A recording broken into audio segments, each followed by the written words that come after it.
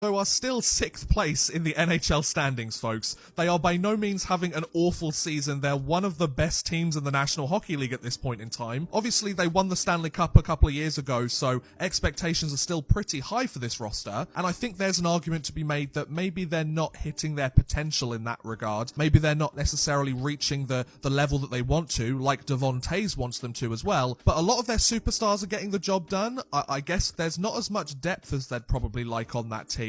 Obviously, you've got guys like Devon Toews, Ross Colton, Jonathan Drouin, the new addition. Ryan Johansson was brought in as the second-line center. He's really struggled after a pretty hot start, only 12 points in 33 games. So that depth scoring is a pretty big issue for the Avalanche, and I can see why they might have been fighting hard in some games that they didn't necessarily need to, or losing games that they probably should have won, just because their depth scoring hasn't been there. And especially when guys like Makar have been injured for notable periods of time, when Nathan MacKinnon perhaps has an off night,